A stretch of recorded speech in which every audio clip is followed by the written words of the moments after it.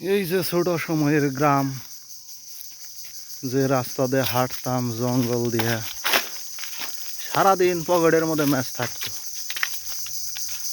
এগুলার যে সুন আছে, এই সনের মধ্যে খালি আগুন ধরাইতাম। আমরা ছোটবেলায় স্কুলে গেতাম কিভাবে? পাখির শব্দ, ঘড়ি আসছিল না, গাছের ছায়া দেখে বুঝতাম যে স্কুলের সময় হয়েছে। হয়তো বা দুই একজনের বাড়িতে ঘড়ি আসছিল। স্কুলে যাওয়ার ধান সময় খেত, বাসু, রাস্তার দুই ধারে আম, জাম, খেজুর, বেথুর, আনই, বঙ্গুই, এইগুলো আমরা খাইতে খাইতে যাইতে আমার পকেটে করে স্কুলে নিয়ে গেতাম। আমরা একজনের আরেকজনের দিতাম, আবার খাইতাম।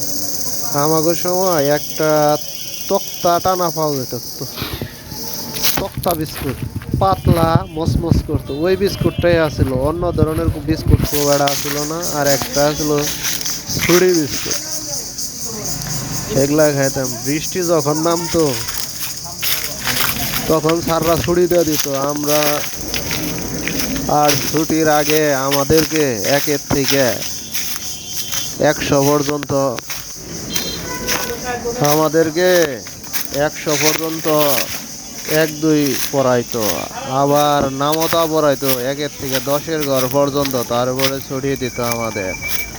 আসার সময় আবার পেয়ারা, বেথুর, আনই, বঙ্কুই, এগুলা গাছের থেকে ছিঁড়তাম আর খাইতে খাইতে আসতাম। আসার পরে আবার বল নিয়ে বেরোইতাম, সারা বিকাল বল খেলতাম। আবার রিং আছিল, লোহা দিয়ে গোল করে একটা রিং তৈরি করতাম, ওইটা নিয়ে আমরা বিকালে খেলতাম। ওটা শিক দিয়ে ধরলে পরে আগের দৌড় পারতো, আর আমরা ওটা দেখ খেলতে খেলতে সারাদিন গেত। একবার স্কুলে যায় না, স্কুলে না গেলে পরে প্রত্যেক দিনের জন্য স্যারেরা চেরানা করে টাকা নিত, পয়সা নিত।